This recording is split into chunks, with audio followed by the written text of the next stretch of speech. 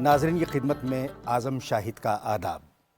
आज हम पेश कर रहे हैं एक नया प्रोग्राम। नोयत के एतबार से ये मुनफरिद प्रोग्राम है, एक शायर से गुफ्तगू। आज के शायर हैं जनाब खलील मामून। उर्दू दुनिया में एक मोतबर नाम है। निशात गम आफाक की तरफ, जिस्म जान से दूर, बनबास का झूठ, सरस्वती के किनारे, ला इलाहा और अंधेरे उजाले में, ये उनके कुछ शेरी मजमूए हैं जो अदबी हलक़ों में दाद तहसीन पा चुके हैं।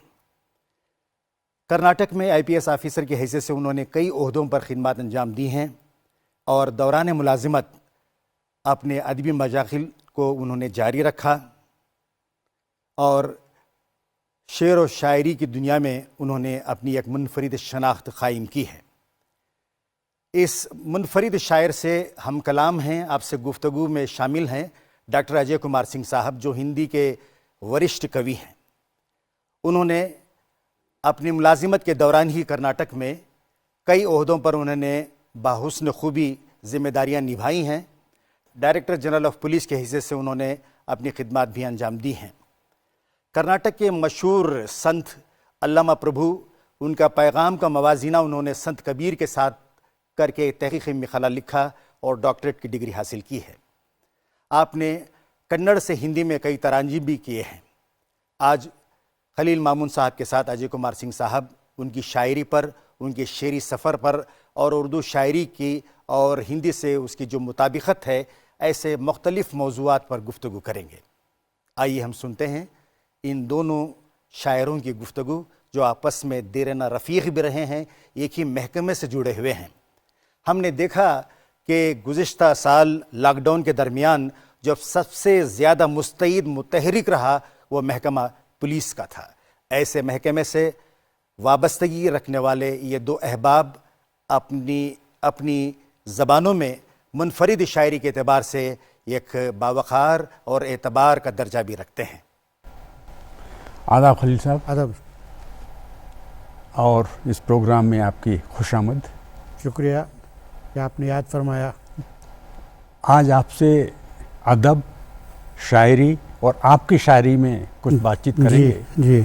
लेकिन उससे पहले मैं चाहूँगा जी कि आप अपनी पैदाइश, जी, बचपन जी, और बचपन की कुछ आदतें, जी, उससे कुछ शरारतें, जी, कुछ वाक़यात, जी, यादगार वाक़यात ज़रूर ज़रूर कुछ बताएं। ज़रूर ज़रूर जी। ऐसा है कि मेरी पैदाइश अगस्त 1948 में जी बेंगलोर में हुई। जी। और मेरी दादी बताया करती थी कि मेरी पैदाइश शिवाजी नगर में एक मशहूर अस्पताल है, हाँ। गोशा इस्माइल हॉस्पिटल। अच्छा। तो वहाँ मेरी पैदाइश हुई। जी। मेरी वालिदा जो थी वो, उनका नाम फातिमा था। जी। मेरा वालिद जो थे अब्दुल क़य्यूम। जी। तो मेरा बचपन, चूँकि हमारा अपना कोई घर नहीं था, हाँ। तो हम फ्रेजर टाउन की जो मस्जिद है, जी, उसके पीछे एक घर था, हाँ, जहाँ पर जो कि काजी को दिया जाता था, इमाम को। जी। तो चूँकि मेरे खालू, जी, यानी मेरे खाला के हस्बैंड, जी, वो इमाम थे, तो उनको दिया गया था। उनसे पहले उनके वालिद को दिया गया। तो वहाँ रहते थे आप? तो मेरा बचपन वहाँ गुजरा। अच्छा। मुझे आज भी याद आता है कि घर है, बड़ा सा मैदान है, जी, कि गाय जो है घास चर रही है, मैं खड़ा हुआ हूँ। जी, जी, मेरा एक छोटा भाई भी था, जी, कि जिसका के ट्यूबरक्लोसिस में इंतकाल हो गया। हाँ। तो उसके बाद जो है हम सिटी मार्केट के करीब, जी, मेरे फूफा की एक हवेली थी, जी, कुमारपेट, वहाँ चले आए। हाँ। और तो पढ़ाई लिखाई कहाँ पे हुई आपकी? उधर ही ज़्यादा हुई? नहीं, वहाँ तो मैं छोटा बच्चा था। जी, जी, जी। तो मेरे यहाँ आने के बाद मेरी वालिदा का भी इंतकाल हो गया। हाँ। वो भी टीबी की मरीज़ थी। हाँ। तो अब ये मेरा नाम तो वैसे खलील रहमान रखा गया, जी, लेकिन एक घरेलू नाम उन्होंने मामून रशीद रखा। अच्छा, मामून रशीद। मामून रशीद। जी। तो मेरे छोटे भाई का नाम हारून रशीद था। हाँ। तो उस मुनासिबत से मैंने खलील मामून अपना नाम रखा। जी, जी, जी। तो बचपन में जो है कुछ अरसे के लिए ऑर्डिनरी प्राइमरी स्कूल में मेरी पढ़ाई हुई। जी। उसके बाद जो है मेरी दादी ने, क्योंकि मेरी दादी ही मेरी परवरिश उन्होंने की, क्योंकि मेरे वालिद तो रहते नहीं थे। जी। वो माइंस में सुपरवाइज़र थे। अच्छा। तो उन्होंने मुझे, एक कॉन्वेंट थी बसवनगुड़ी में, उनका नाम बहुत अच्छी कॉन्वेंट थी, जी। The home school. जी। तो वहाँ मैं 7th तक पढ़ा। पढ़े आप। उसके बाद हाई स्कूल जो है हाँ। बैंगलोर हाई स्कूल से किया। अच्छा, तो जहाँ- बचपन में आपके क्या सपने थे, क्या बनना चाहते थे आप? मेरा कोई सपना नहीं था, जी। मैं आपको ये अच्छा। इत्तला, मेरा अच्छा। मैंने कभी सोचा ही नहीं था। हाँ। लेकिन इतना था कि जब मैं हाई स्कूल में आया जी। तो जासूसी दुनिया वगैरह इस किस्म के पढ़ने के बाद हाँ। मुझे पुलिस में जाने का शौक था। अच्छा। और दूसरा शौक मुझे था फिल्मों में जाने का। अच्छा। हाँ, अच्छा। क्योंकि ये कब की बात है? High school? ये बात है 1960, 62, जी। 63 की बात है। आपकी उम्र रही 15, 16, 17 साल के? 15 से भी 16, जी। 13, 14 साल की उम्र। अच्छा। अच्छा। तो उस जमाने में मैंने एक ड्रामा भी किया, अच्छा। प्रोफेशनल, जी।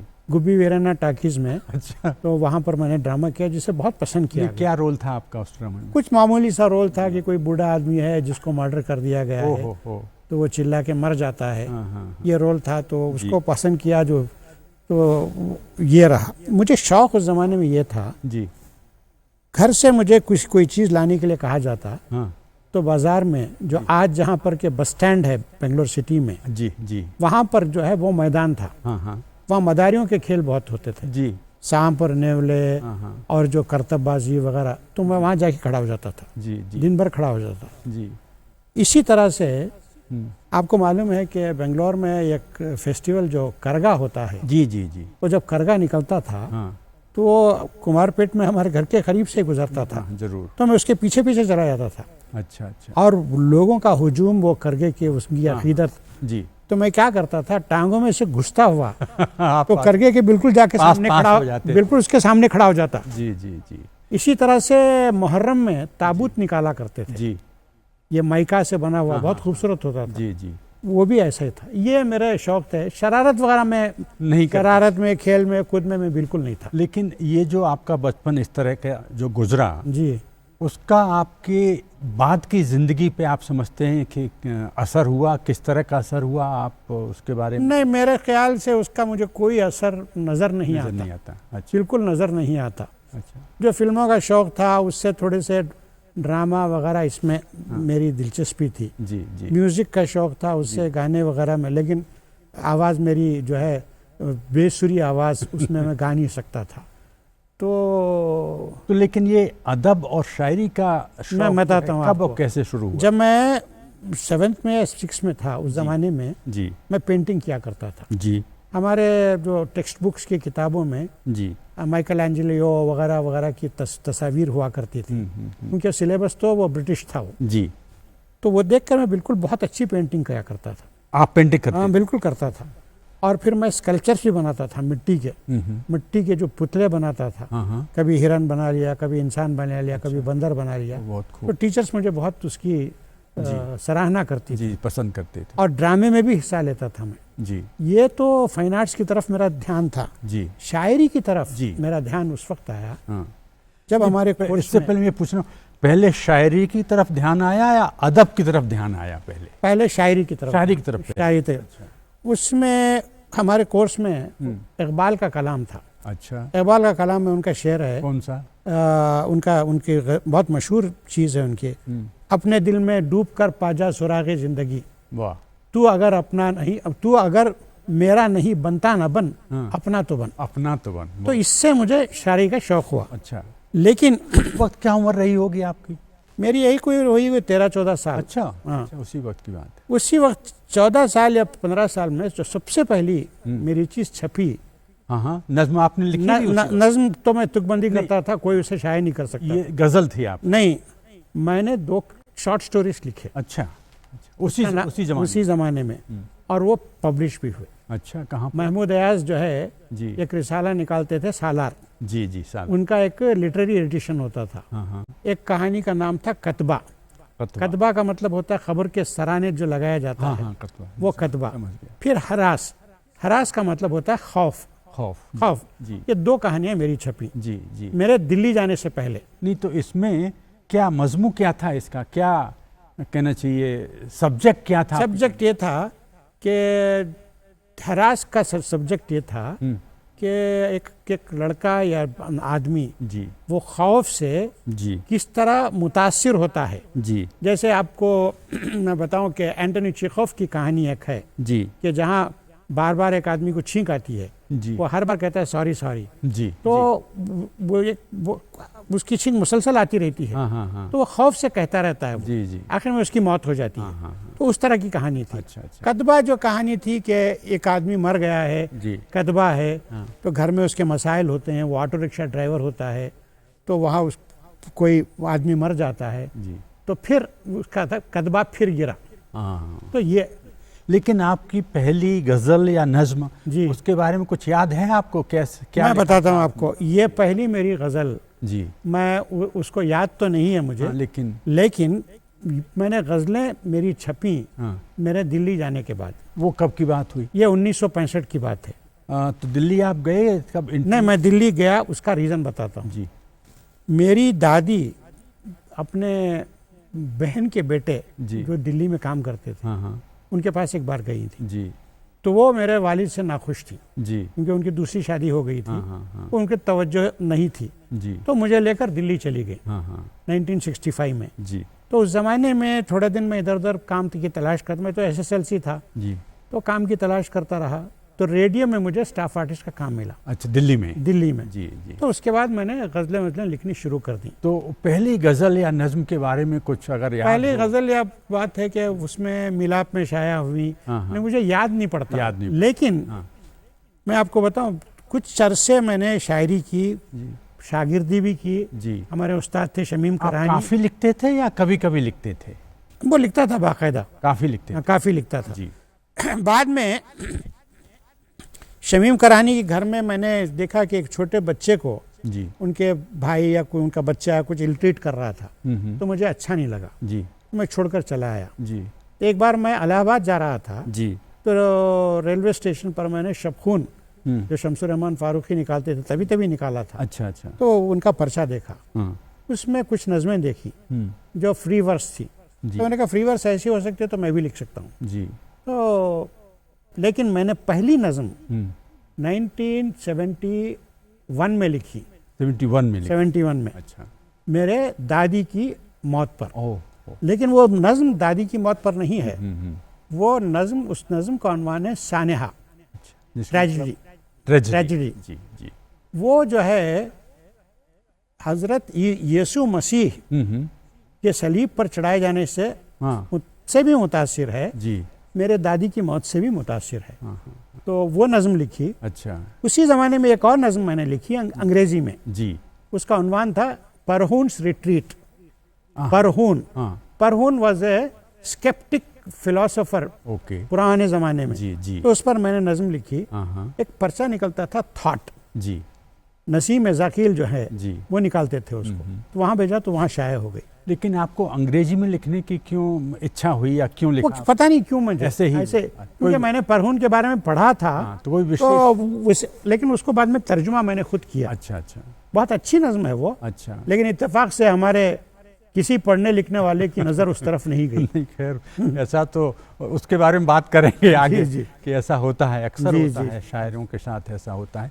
लेकिन उसके बाद जी। 1971 की बात कर 71 रहे हैं, 72 या उससे पहले भी आपने लिखना शुरू कर दिया था? तब से लेके आज तक जी। अदब की दुनिया में और शायरी की दुनिया में एक बहुत लंबा सफ़र आप तय कर चुके हैं। जी। तो मैं आपसे ये जानना चाहूँगा कि अमूमन जनरली अदब क्या करना चाहता है, शायरी क्या करना चाहती है? देखिए क्या अहमियत है अदब की, Correct। शायरी की जिंदगी मैं में, बताता दुनिया हूँ में आपको। क्या अहमियत है? अदब के बारे में जी या शायरी के बारे में, जी। शायरी को मैं एक फ़न मानता हूँ। फन मानते? फ़न का मतलब फन मतलब FU आर्ट। फन या आर्ट? आर्ट, आर्ट जी यानी जिसको आप एस्थेटिक के दायरे में, जी जमालियात के दायरे में लेकर आ सकते हैं, जी जैसा मौसीकी, स्कल्पचर जी और पेंटिंग वगैरह। जी। लेकिन मैं शायरी को इन तमाम आर्ट से बड़ा तस्वुर करता हूँ। बेहतर, बड़ा तस्वीर। बड़ा तस्वुर इसलिए तस्वुर जी करता हूँ जी कि जो मीडियम है, जी पेंटर का मीडियम तो पेंट है, हाँ स्कल्पचर का मीडियम तो स्टोन है या कुछ भी जो भी है, जी और म्यूजिशियन का मीडियम जो है नोट्स हैं, जी ये है, और वोकल जो भी है। जबकि शायरी का मीडियम जो है ज़बान है। जी, ज़बान जो कम्युनिकेशन में इस्तेमाल होती है, एब्स्ट्रैक्ट है। एब्स्ट्रैक्ट तो नहीं है, उस हिसाब में कम्युनिकेशन में एब्स्ट्रैक्ट नहीं है, जी जी लेकिन जब शायरी में आती है हम्म, तो एब्स्ट्रैक्ट बन जाती है, जी या उसका कम्युनिकेशन जो शायरी में है जी वो आम बोलचाल में नहीं है। जी तो ये कॉन्सेप्ट है। लेकिन शायरी करती क्या है, वाह कि अब जैसे कीट्स का एक बहुत मशहूर कौल है, क्या है, जी, a thing of thing of beauty is a joy forever, जी जो बात कही है। जी हमारे यहाँ फिराक ने भी उसको अलग तरीके से दोहराया है। जी जी जी, तो एक तो यही कि जॉय फॉर एवर। हम्म, आप एक चीज, एक नज्म सुनते हैं, आप नज्म सुनकर हम्म, अगर आपके जहन को वो इस तरह मुतासिर करे कि आप अलग की दुनिया में जा पहुंचें, जी, और उस अलग दुनिया से आपकी शख्सियत हम्म, में कोई भी असर पैदा हो, जरूरी नहीं है कि असर पैदा हो। लेकिन- जैसे वर्ड्सवर्थ ने कहा है, जी, poetry is collection of thoughts in tranquillity. Tranquillity, yes, लेकिन उसने क्यों कहा ये बात, क्योंकि मैं इत्तेफाक से, ये इत्तेफाक की बात है कि मैं वर्ड्सवर्थ के घर गया था। अच्छा, उसका घर जो लेक डिस्ट्रिक्ट है, ऐसी जगह पर है, बिल्कुल सामने आपको एक झील नजर आएगी, बड़े बड़े दरख्त नजर आएंगे। तो यही बात कह सकता था वो। तो एक सिचुएशनल बात है। अदब का जहाँ तक ताल्लुक है, जी आप फिक्शन को लीजिए। जी हम आग का दरिया पढ़ते हैं खुरैतुलैन हैदर का, जी या फिर मंटो का मोजेल पढ़ते हैं, जी, या फिर जो है राजेंद्र सिंह बेदी की मैला एक चादर मैली से एक पढ़ते चादर हैं। मैली सी है। तो एक पूरा समाज का, एक पूरे वक्त का, पूरे इंसानों का पिक्चर आपके सामने आता है। जी, और उस पिक्चर से पढ़ने के बाद या सुनने के बाद, या अगर उसको किसी फिल्म में ढाला जाए, जी, जैसे बहुत सारे इसमें डाला गया है, जी, तो आप एक दूसरी दुनिया में जाती हैं, और वो तमाम आपके जज्बात जो इंसान के अंदर छुपे हुए हैं, वो बाहर आते हैं। वो इंसान को मोल्ड भी कर सकते हैं। जी जी जी, इससे ज्यादा मैं इसका मोल्ड कर सकते हैं, नहीं भी कर सकते। नहीं भी कर सकते हैं। लेकिन ये जो आप बात कर रहे हैं, ये मेरे ख्याल से जो अच्छा अदब है, क्योंकि उसके भी बहुत डिग्रीज भी मैं जी, समझता बिल्कुल, हूँ। बिल्कुल। ये कहना कोई गलत नहीं हुआ कि बहुत सारी डिग्रीज जी, जी, हैं, बिल्कुल तरह-तरह सही के बात है। चीज़ें लिखी जा रही हैं। लेकिन जो जैसे हम अच्छा अदब कह सकते हैं, या जैसे अच्छी शायरी कह सकते हैं, जी, वो ये चीज़ पैदा करता है। ऐसा आप मानते हैं? जी जी आप अगर आपकी शायरी के बारे में बात करें, जी, तो आप क्या कहना चाहते हैं आपकी शायरी की मार्फत? मेरी शायरी के कुछ कंसर्न्स हैं, जी मैं आपको बताऊं। जी वो क्या कंसर्न्स हैं? जी आमतौर पर पोइट्री का जो, यानी शायरी का जी, जो एक एसेंस रहा है, क्योंकि गज़ल जो है हमारे यहाँ एक डोमिनेंट फॉर्म है जी, उर्दू में। बहुत बहुत सदियों अच्छा, से। गज़ल का फॉर्म जो है फॉर्मली जी रोमांस है। जी, उसमें कहा ही गया है कि गज़ल जो है औरतों से बातें करना, ये उसकी डेफिनेशन बहुत पहले दी गई है। लेकिन ऐसा है लेकिन क्या? हाँ। नहीं, ऐसा नहीं है, क्योंकि मीर और गालिब हाँ, उन्होंने और इकबाल जी और कई और शोरा ने उनके रूपरेखा उसकी बदल के रख दिए। जी रख दी। जी जैसे गालिब कहते हैं, जी, कुछ भी हो, हर चंद हो मुशाहिदे हक की गुफ्तगू। जी, मैं कितना ही सच के बारे में बात करूं, बनती नहीं है बादो सागर कहे बगैर। वाह वाह, यानी शराब और उसकी बात प्याला कहना कहे नहीं बगैर बनती नहीं बनती है। नहीं। तो उसको सिंबॉलिक उन्होंने कह दिया है। जी, तो मेरी शायरी के जो कंसर्न्स हैं, हाँ, ये इंडिविजुअल है। जी बिल्कुल। मैंने क्या है? ये मैंने कहीं से पढ़ के नहीं किए हैं। जी बिल्कुल। मेरा क्या है, मैं हमेशा जब मैंने हिस्ट्री पढ़ी, या मैंने लोगों की जिंदगियों को पढ़ा, तो उसका अल्टीमेट एनालिसिस क्या निकलता है? जी, तारीख किसकी है? जी, तारीख जो है राजा महाराजाओं की है, या नवाबों की है, या लोगों की लोगों की तारीख आपको नहीं मिलती, अवाम की तारीख आपको नहीं मिलती। ये एक बहुत बड़ा धोखा है। जी, और फिर दूसरी बात क्या है मेरा कंसर्न, एग्जिस्टेंशियल कंसर्न्स। जी, यानी इंसान, अब इंसान के बारे में कई एक फलसफे हैं, जी तमाम धर्मों में हैं, तमाम फलसफों में हैं। इस्लाम जैसे धर्मों में जी या बिब्लिकल रिलीजन में जी गुनाह एक बहुत बड़ा कॉन्सेप्ट है कि गुनाह की वजह से हो आदम गया। को जन्नत से निकाला गया और यहाँ प्रायश्चित करने के लिए आज तक ऐसा हो रहा ऐसा हो रहा है। ठीक है, ये हिंदू फिलॉसफी में भी है। जैसे आप सांख्य योग को देखें, सांख्य योग में पुरुष और प्रकृति की बात की गई है। जी पुरुष को कहा गया है कि प्रकृति से दूर से दूर होना चाहिए। उसकी एक मिसाल दी गई है कि जैसे एक झील के किनारे एक दरख्त खड़ा है, दरख्त का जो अक्ष है पानी में पड़ रहा है, रफ्ता जो है वो अक्ष घट जाता है और बिल्कुल खत्म हो जाता है, जिसको कि कैवल्य कहा गया है। कैवल्य कहा गया है, या बुद्धिस्ट फिलॉसफी में निर्वाण कहा गया है। हाँ, तो ये तमाम चीजें हैं। लेकिन वहाँ पे ये सिन का कॉन्सेप्ट उतना स्ट्रॉन्ग नहीं है, उतना वो नहीं है, लेकिन फिर भी प्रकृति से पुरुष अगर मिले, प्रकृति से पुरुष मिले जी तो प्रॉब्लम पैदा होती है, ये कहते हैं वो, जी। यानी मोटे मोटे तौर पर। जी तो ये सब जो कंसर्न्स हैं हाँ हाँ कि इंसान की जिंदगी जो है जी वो without any fault of his own वो सफ़र करता है। उसको सफरिंग में क्या है, इजाफा होता है। जी इजाफा किसने किया है? धर्म ने भी किया है, फलसफे ने भी किया है, कल्चर ने भी किया है। आज मैं ये कहता हूँ कि आज अगर हम ऐसे हैं तो उसका रूट कॉज कल्चर है। जी culture is the root cause for all the sins. क्योंकि कल्चर जब आप कहते हैं क्या क्या मतलब उसमें आप समेटना चाहते हैं क्या? कल्चर में मजहब भी आता है, जी फलसफा भी आता है, जी फिर जो है आपका सियासी निज़ाम भी आता है, जी पॉलिटिकल सिस्टम भी आता है, लेकिन समाजी सिस्टम भी आता है। लेकिन इन सब चीज़ों के बिना जी क्या एक दुनिया की हम कल्पना कर सकते हैं? बिल्कुल कर सकते हैं। अच्छा बिल्कुल, क्यों नहीं कर सकते?